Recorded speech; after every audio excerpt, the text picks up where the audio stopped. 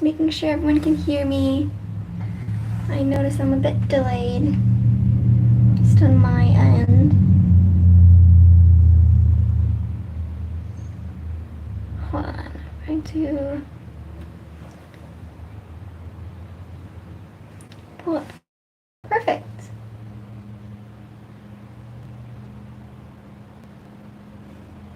Alright, I have my laptop on the side so I can see chat easier than having to like tap my screen and pull up chat, you know? Laggy on my own, so I'm going to switch that to pretty poor chat. I'm going to give it a couple minutes first to let everyone come on in. I also think turn this light off. Is that too dark? Not this one. I think that's okay. No? Maybe? Right. So I'm just stalling for time. Just a couple more minutes. Let people join if they want to join. If they don't, well then that's fine too. I'm really live.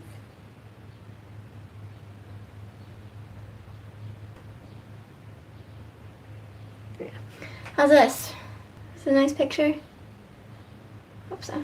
That's going up. Just wait for people to funnel in and then we'll get started. If you aren't aware of what we are doing today, we are reading from my book, Girl First, and then moving on to my zine, Tarot, my pocketbook, which releases on Tuesday, the 17th, this little boy, Wild Honey, and then I am reading other poems to print out on the copy paper, because they don't have a home. So that's the plan, and then afterwards we're answering questions that I was asked over on Instagram.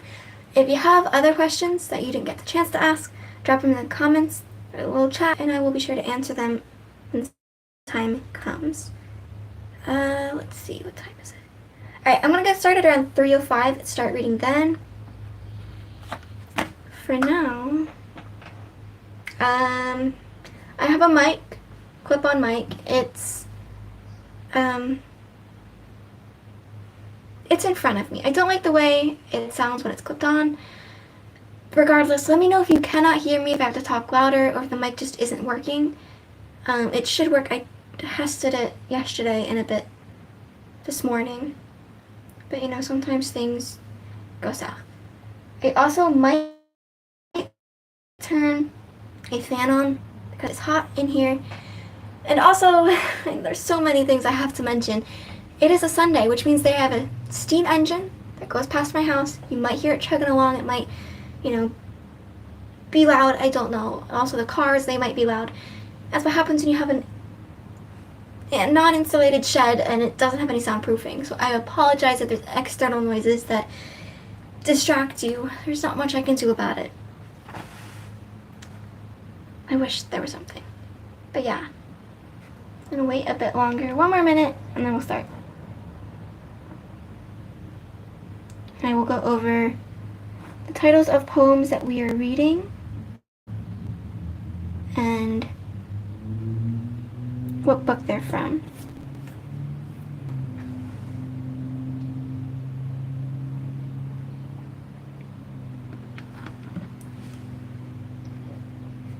Make sure it's posted.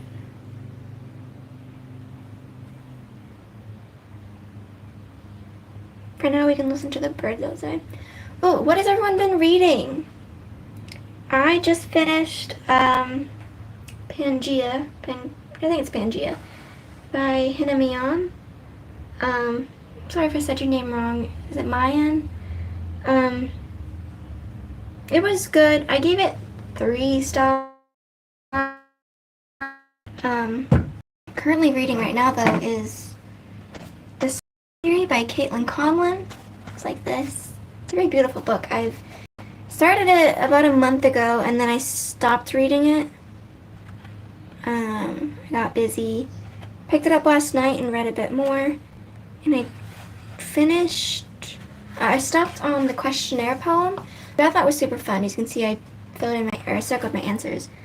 So like, she'll ask a question. So like number 1 says, I put the same songs on every playlist I make. What does it say about me? And then it has different responses. A, attach myself to beautiful things. Cannot let go. B, my heart isn't big enough for everything I love to live there at all times. Yada yada. D, all of the above. I circled all of the above. For example, like question 3, where do you carry your grief? I didn't like the answers that were put, so I put my own. I put a little E and I put my answer. I messaged Caitlin, was it last night or this morning, and I showed her, or I told her that I filled out the questionnaire, and she said she was hoping people would do that. So if you have a copy of the Surrender Theory and you don't mind writing it in your books, definitely fill out the questionnaire with your answers and then send a picture or tag Caitlin in your stories or whatever and let her see it because she loves it. It'd probably make her very happy. Yeah. Alright, it's actually 3:06. I've stalled very well. Literally crashing. Alright, we're getting started before anything else falls apart on us. Taking my glasses off. Horrible. Welcome to reading of Girl and Q&A after the live reading. Stick around if you want. If you don't want to listen to poems being read, come back in about 20-25 minutes, maybe less than that, and you can have questions answered. So I will be starting from my book Girl. I am reading 2 poems from each book. So 2 poems from Girl, 2 poems from Tarot Major Arcana Poetry Zine, 2 poems from Wild Honey, my little pocket book of positivity.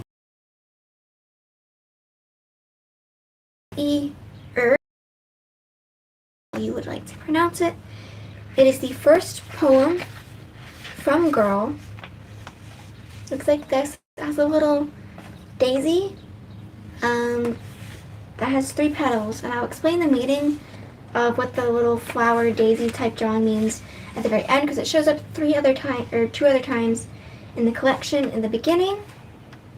Trying to find the page. The middle has more petals this time, and then at the end has all the petals. Love, my first sound is a coo, but it is no sign of peace. My hands will know of nothing else but splinters from closet doors tucked neatly into the folds of my knuckles. Think C, but the S is silent. It makes no sound, no whisper in the waves crashing, nobody screams, and nobody hears me. My name is Robin. Say it with me. R-O-B-I-N.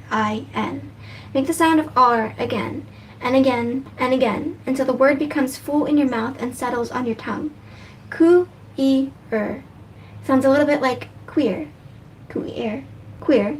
Close, but not enough. I'm queer, but not enough. So I'm going to pause on this poem and explain why I wrote it. There's a theme in a poem I submitted to a magazine called The Gutslut Press. In their, let's see, it's either their Bone Milk magazine or their Suicidal Aliens anthology. I think they're both anthologies. But one of the pieces I submitted, I talk about how I don't feel like I'm queer enough. And this poem, at the very beginning of the book, gives that idea that, yeah, I don't feel like I'm queer enough. That coo-e-er sounds like queer, but it's not quite. It's not enough. And I don't know. The whole message is that I don't feel like I'm queer enough, even though I should be, and I am, and I should feel like I am. You know. And that's what this little flower is. So the little daisy, as you progress, at the beginning it just has 3 petals. It's not quite a daisy just yet. In the center of the book, where we make our way through more feelings of, you know, not feeling enough, doubting, or just not feeling like we belong, we get half a flower. So we're understanding that, yeah, we are enough. We're embracing who we are. We're feeling more comfortable in our skin. And at the very end of the book, which, yeah, each of these poems connects, by the way, with the flower. You have the, and that is when we realize we are queer enough, we should be accepted, and there's nothing wrong with us. So at that point, you realize this, and you're complete, in a way. The next poem I am reading is Waiting for God to Answer Me. This, I guess I want to say content warning for religious trauma, just because it is about my relationship with in the church, and I don't know if that is triggering for anybody, so listen with caution. Waiting for God to answer me. If you were to ask me to write a poem about my identity, I would give you scribbled notes on the take-home bulletins from my church that would all share the same message. Because for as long as I have lived, I have never heard God answer a single one of my prayers. The first time I prayed, it was for my great-grandmother who laid in a bed in a nursing home 9 miles away to hold onto her last breath until my mother could take me to see her.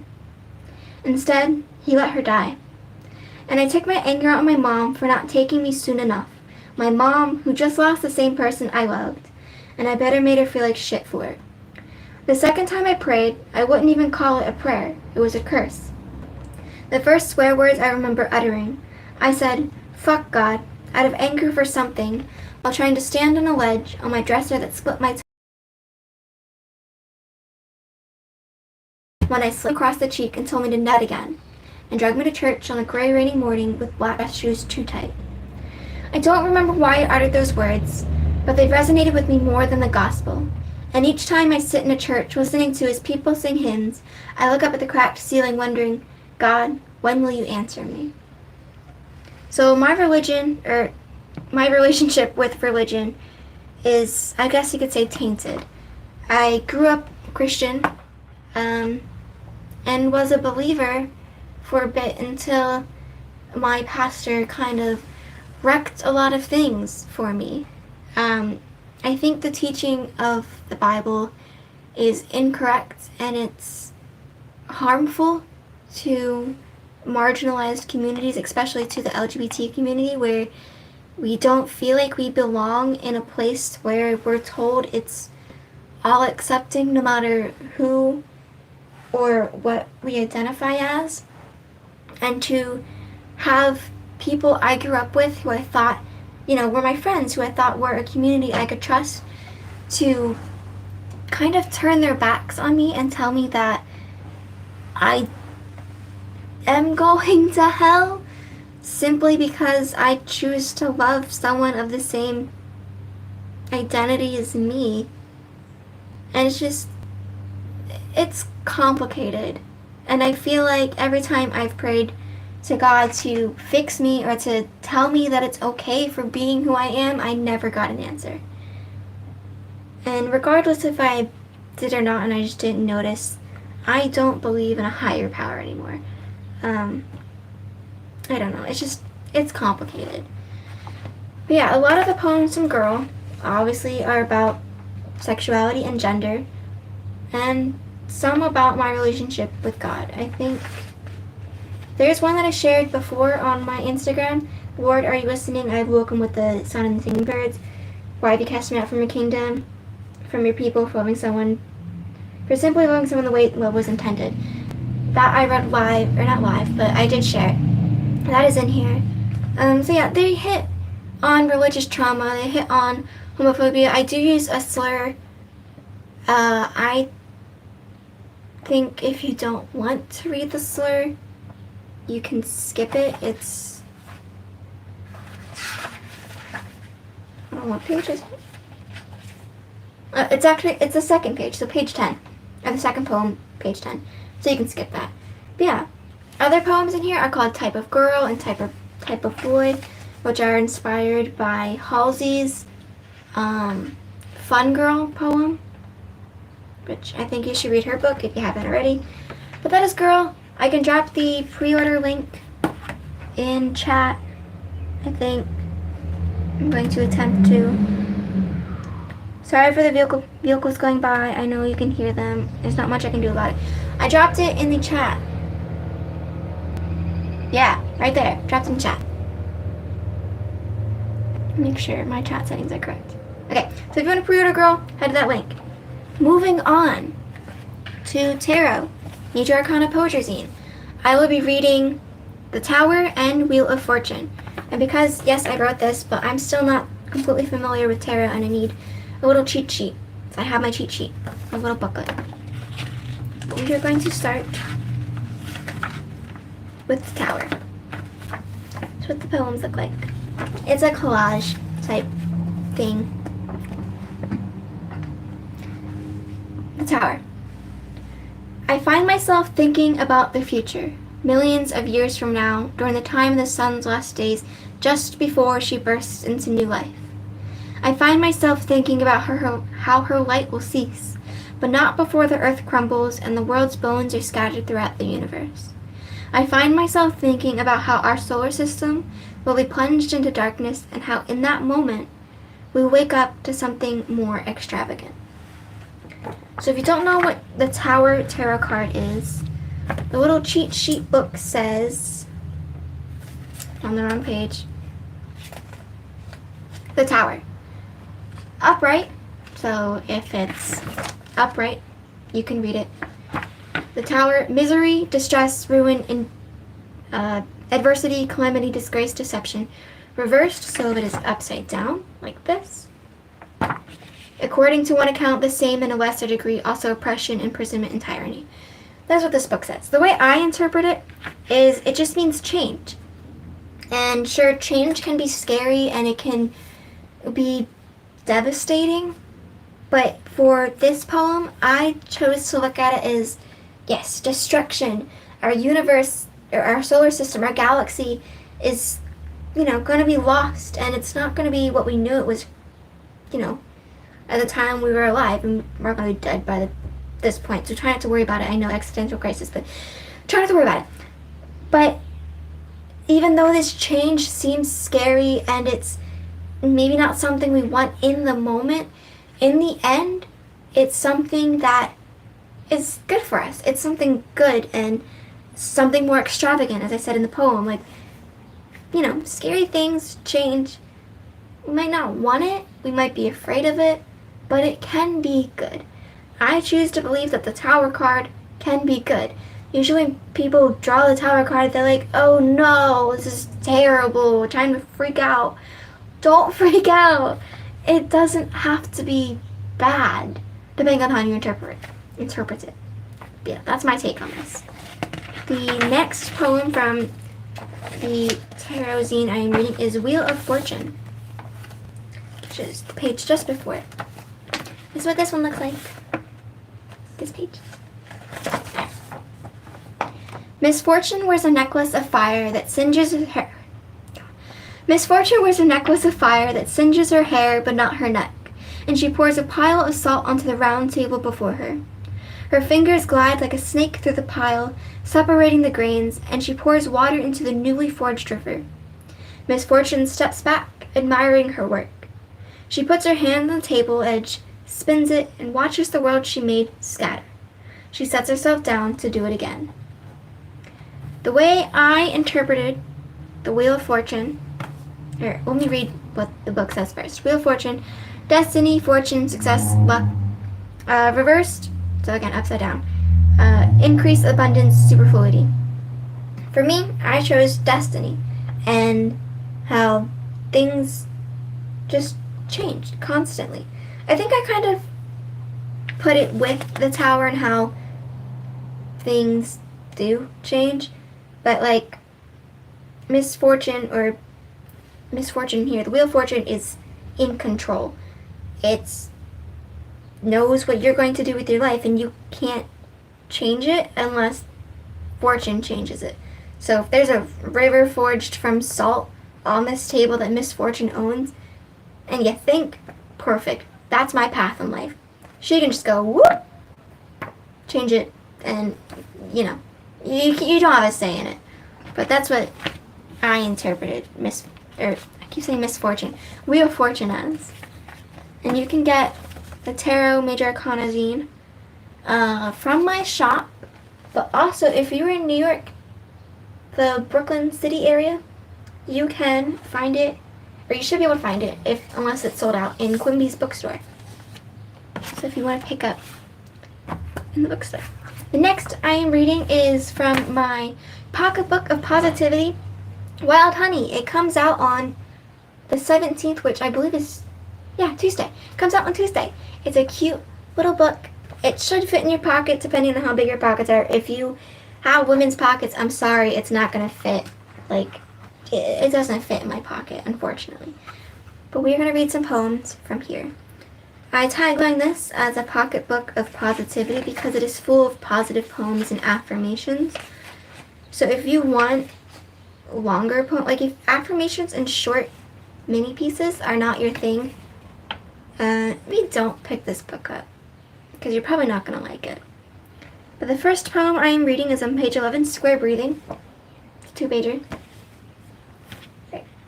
This references anxiety, in case you need a content warning. Square breathing. Time is constantly running while my thoughts pace behind me. Think chains on a prisoner's ankles. I feel weighed down, held back. There are not enough hours in the day for my body to recover the weariness brought upon by my anxiety. No reps of square breathing. Breathe in 4, hold 4, out 4, hold 4, repeat. Like a calm rush, my heartbeat, the lack of warmth in my fingertips, and oh, but I will recover. I will swallow this feeling, let it dissolve in the pit of my stomach, and continue to take steps forward. I will not remain stood still, frozen in my fight or flight. I will press onwards, and I will be okay. My favorite line from this, favorite 2 lines, is the breathe in 4, hold 4, out 4, hold 4, repeat, because that is literally what you do for square breathing. So they taught me in the psych ward, you breathe in, count to 4, hold it for 4, and so on and so on. And it's supposed to help. I don't think it ever helped. I think it made me hyperventilate a little more. And then the other line was frozen in my fight or flight. I stole that from my sister. She's like, I don't have a fight or a flight. I just freeze. And so, I was like, dude, you're right. I do that too. So that's for anxiety. It's, square breathing. You're going to be okay. Like, I know it doesn't seem like it in the moment. Like, trust me, I've been to the emergency room, like, twice a week once because of my panic attacks. It doesn't feel like it's going to be okay in that moment. But I promise you, it is going to be okay. You're going to be fine. Just give it a minute or 2 or an hour. The next poem I have is a reminder. This is on page 14. A reminder. A reminder to eat something. The leftover pasta on the stove, the brownie 2 bites off from being crumbs, the bananas and apples in the fruit bowl on the counter, the can of chicken noodle soup in the pantry. A reminder to drink your water. Add a couple slices of lemon or lime or both. Maybe a couple of slices of cucumbers instead, or a tea bag with a cube of sugar. A reminder to rest. Turn off the lights 10 minutes too early, turn the fan on low, listen to it hum you a lullaby, hit the snooze button once, not twice, in the morning, and do not shame yourself for the extra minutes. A reminder to take it slow, to breathe, and deeply to exhale longer, with your eyes closed, listening to the world around you exist. I think Reminder is my favorite poem from the entire mini collection because of how gentle it is. I know when you are in a very deep depression or just, you just can't or you just don't want to get up, it can be hard to take care of yourself. It can seem daunting and it's more of a task than it is something that comes naturally. So I think a reminder is just, I think it's soft. To me, it's soft, it's gentle, it's, yes, I know this is tough, but just make sure you do something. It can be something as light as, eating the leftover pasta if you can't make yourself make something, or 2 bites of the brownie off from being crumbs. If you can only take a little bit of something, it's something. You've done something and you should be proud of yourself, and you shouldn't harp on yourself for things that you can't do in that moment. and to drink your water if you need to spice it up, or if it's just, leftover tea that you had on your bedstand from the night before that's kind of gross now and could probably use reheating. If you drink it, good for you. Good for you. So that is what Wild Honey is about. Positivity. I think it's very out of my style of writing. A lot of my poems aren't like this, but I hope you enjoy it. You can also pre-order it at the moment. It releases on Tuesday, so if you want to just wait an extra day to get it then, feel free. The next poems I am reading are titled A Bouquet of Roses and You Couldn't Even Remember My Birthday. These poems don't have a home.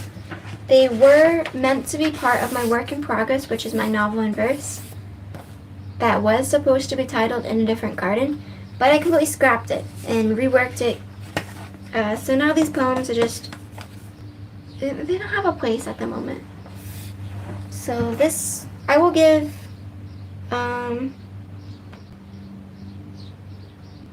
okay. Right, okay, so the first poem references death, nothing graphic, just in passing, in case you need that content warning. Bouquet of Roses. Told her that when the last one wilted and died, he would stop loving her. She put that bouquet in water, changed it out each week, and did everything humanly possible to keep them alive. But they wilted, dried up, fell apart, and died. Except for one. He knew he would love her forever. In that bouquet of roses, he left a fake one that would never wilt. He died suddenly a few months later, and she moved on within a span of 2 weeks. I still think about that bouquet and how easy it is to throw love away. I would go over the inspiration for this poem. It's based on a true story. I had a friend who was in a relationship. I think they were engaged, and he did give her a bouquet of roses with one fake. Or maybe they were all fake. I don't know. There was a fake in there. And told her that when the last one died, he would stop loving her. And of course, it didn't die. And it was cliche, maybe cringy, but it was cute too. But he did pass away pretty suddenly. And it might not have been 2 weeks, but it was. To me, it felt very... I don't know, it didn't feel like it felt like she moved on very quickly. And in this poem, it's, I don't know, I have to get the whole story about what the work in progress was about. It was going to be about cheating in a relationship, and that was going to be one of the poems. Like, I sang about that bouquet and how easy it is to throw love away, and how easy it is to throw love away is supposed to reference how the main character in my work in progress is devastated because love was, not present. This one was You Couldn't Even Remember My Birthday. Also has true story parts in it. Okay. Your favorite flowers are orchids. They take a lot of care, at least that's what I read, when I went to my local supermarket to find the best one, with freckled orange inside of its delicate white petals. I bought a small one and sat it upon my windowsill, watered it once a week, and made sure the roots weren't always green. Your favorite color is green. It seems that I remember every small detail you ever shared, picked up every crumb of you into the palm of my hand. But you couldn't even bother to remember my birthday, or that my favorite flowers are roses. I wish you would have given me a bouquet of roses and let them all die. Maybe I'd be able to stop loving you. This fondness would die too. My past relationship, my partner had a very hard time remembering things. And, I wouldn't have minded so much. I understand it can be difficult to remember certain things.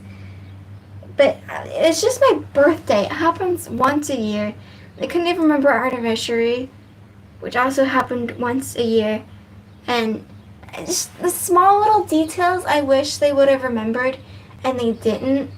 And it was really sad. And looking back, it's just even sadder. Because it's like I put my all into remembering everything that you adored and loved because I knew it would make you happy. And it made me happy to see you happy. But you just couldn't even seem to try. Like, mark it in your calendar. My God. Put it in your calendar. My birthday is the 22nd of October. It's not that difficult. But those are the other poems. We're going to move on to the questions, which if you have questions, feel free to ask them now. But I'm going to answer the ones that were given to me on Instagram a couple weeks ago. Alright. These are all questions about Girl, by the way. So all the other things that I read, minus the first 2 poems, not going to be answered in here. Alright. Question 1. Did you get the poems in or out of order? Out of order. I actually have the rough drafts here. So these are in order now, but I write all of my poems for a book or a project out of order, and then I go back through, read them all, and see where they fit. Like, let's see, I don't know if I can give an example right now. Well, this one for Girl, what are you listening, yada yada, that one I wrote first. That was the very first poem that I wrote for this collection. And then later on, I wrote Waiting for God to Answer Me. Waiting for God to Answer Me was supposed to be, that was the original title, and then I changed it to Girl. So I'm like, okay, well, I can't part with this title. I love it so much. So I wrote a poem for that, and that was one of the last ones I wrote. So I put, Lord, are you listening, right before Waiting for God to Answer Me, because it fit. They're both talking about God, so I'm like, they go together. But yeah, I write all of my poems. We had to reconnect. In case you missed it, do you have a favorite poem from the book? Maybe, I think I like the one on page 28, where I'm basically shouting at you. I especially like the line, I want the love, but I don't want the commitment, because it's very true for me at the moment. Okay, I think it's tied between They Tried to Erase Me, which is this poem, which you can't really see, but the last couple words at the end of each stanza gets smaller, so they tried to erase me. Here is normal. They tried to erase me. Here it gets smaller, and then more words get smaller as you continue. And then the very end, they tried to erase, doesn't have the word me anymore because you successfully erased me. So that one I really like. Will I find love if I remove asexual from my dating bio? Comes in pretty close. But I think Waiting for God to Answer Me might also be one of my favorites. I can't choose a favorite. Let me know if you have a favorite, though, if you've picked this up. Let's see. Question number 3. What inspired the book? Okay, so I wanted something completely queer that I could give to my parents. My parents know that I am, biromantic, asexual. They don't really know that I am unlabeled when it comes to my gender.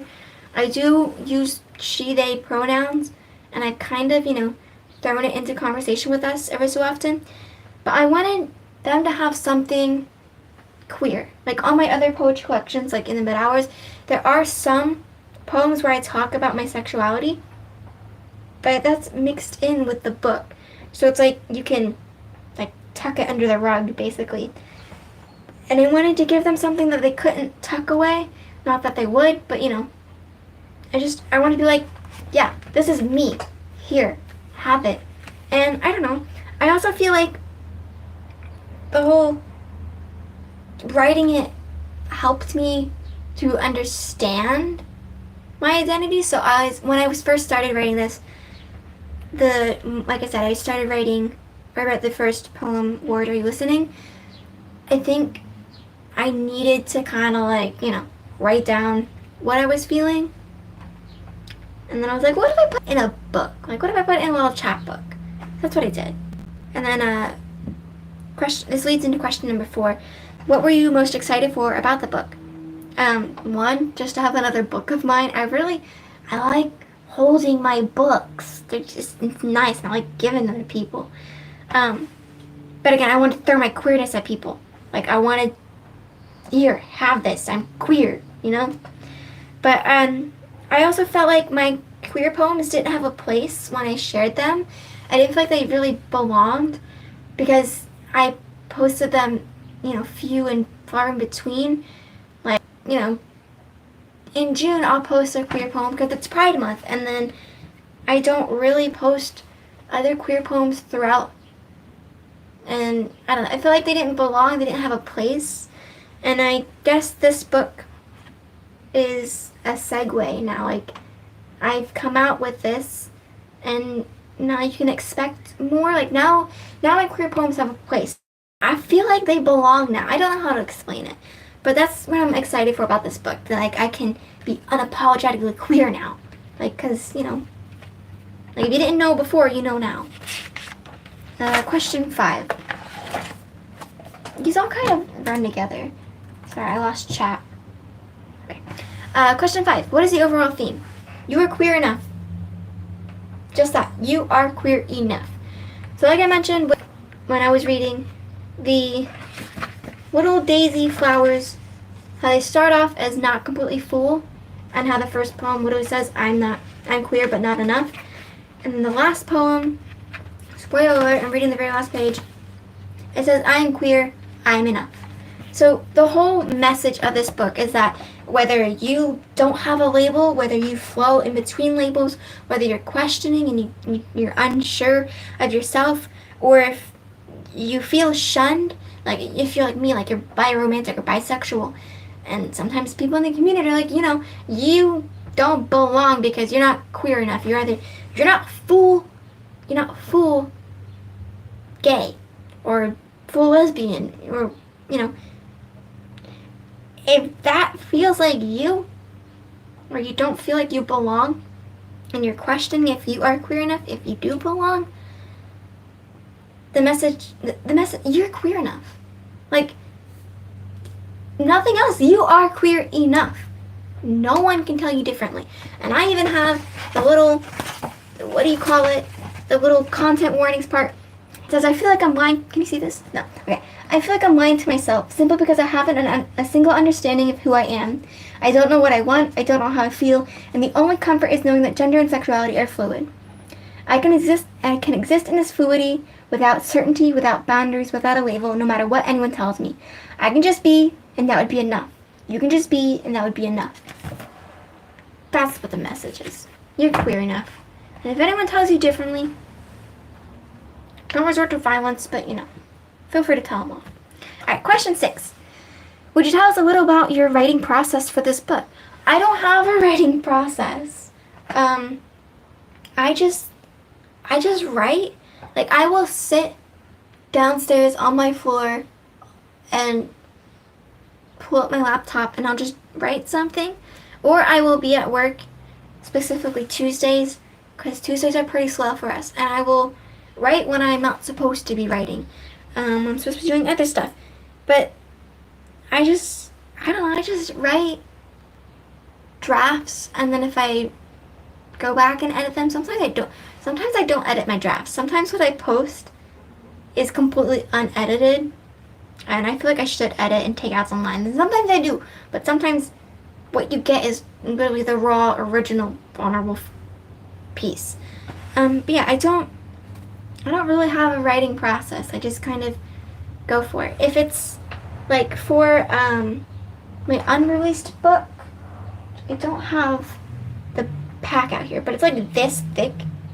For that, I procrastinated. I was originally planning to write that book for a submission that opened in January, and I started writing the poems in November, and I managed to write 120-ish pages of poetry and artwork in those 2 months. I think I finished it just before Christmas. So I'm very much a procrastinator when it comes to, like, oh yeah, I have this book idea, and then putting it off for a couple weeks or months, and then, starting it, and then finishing it all within yada yada. Like, I had this originally written for a contest, and I gave myself like 3 weeks to write it, which isn't a lot, but it's also only like 34 pages, so it's not that bad.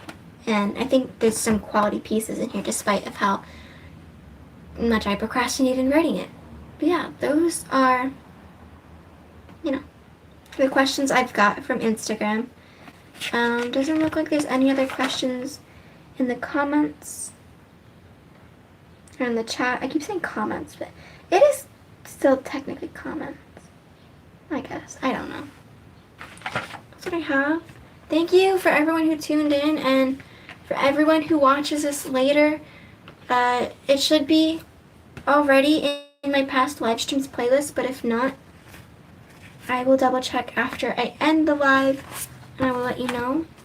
But again, Tarot Major Arcana Poetry Zine. It's got 8 poems in it, based on my interpretation of the Tarot Major Arcana cards, found in my shop or in Quimby's bookstore in Brooklyn, New York. Wild Honey comes out on Tuesday. It's, how many pages is it? 6 pages, give or take, just about as many pages as this, full of shorter affirmations and poems, positive mindsets. You can get that pre-order now, or just wait and purchase a copy when it releases on Tuesday. And Girl releases June 1st, a queer poetry chapbook, releasing the first day of Pride Month. Yes, I did it on purpose. But you can pre-order now on Amazon, the Kindle version, and the print version, and Barnes & Noble. I think you can pre-order there too. Yeah. Eventually signed copies will come, but that's after the pre-order. And if you pre-order and you want freebie stickers, message Corinthia Press. Send them an email or message them on Instagram. With your confirmation of your order, they will give you freebie stickers of my quote, "Would I be eternal then if I refuse to leave?" as a sticker, and you can also get the cover as a sticker. And there's fun merch. I don't have the link for the merch right now, but you can get sweatshirts, and you can get a backpack, which is super cute. It's all pink. And then you can get some tumblers, some prints. You can get tank tops if those are more your thing, considering the weather's warming up here in the northern hemisphere. Yeah, that's all I've got. Thank you for everyone who came and watched. I hope you liked it. I'm sorry if the outside noise was bad or if the lighting was wrong. Ooh, nice. Hi, Molly. You came just at the end of it, but thanks for coming anyways. Yeah. So, thanks for watching. I hope you like Girl. I really love it. It's probably my most favorite thing I've ever written in my entire life. I love it so much. And the early praise from Shelby Lee, who's author of Changing with the Tides. Pre-order her book too. It's being republished by Gallery Books, I think. But go support her. She's really nice. The remix of free verse, prose, and blackout poems that explore sexuality and identity. Girl will make you think about your own identity and the impacts of relationships in your life. Thanks, Shelby, for that one. And then Rachel Crosby, who's also really cool. I don't have their book out here right now, but they have a chapbook called Trick Beer or Your Computer Screen. Really fucking cool. Check it out. And you can pre-order their book. Peanut auditions for Courage the Cowardly Dog. Peanut the cat. It's their cat. They said, Girl by Robin Williams is a queer poetry chapbook that hits hard at imposter syndrome and general anxieties. What if I'm not queer enough? In Type of Girl and Type of Boy, one of my favorite poems, thanks Halsey for inspiring them, gender is examined through a microscopic lens, begging the reader to reimagine and repurpose expression. It's not just a mere concept, and there's so much between the glass. Williams' harrowing accounts of what it's like to grow up queer, alone, and utterly confused gifts the reader with the most powerful thing of all, acceptance. Rachel's review means the world to me. When they told me that they loved it and it made them, feel good, I was like, tears. Just, oh my god, thanks. But yeah, pre-order my books, Pre-order my friends' books, Shelby's and Rachel's. They're really good writers. Thanks for watching, and I'll see you whenever I see you. Bye-bye. Gonna end this.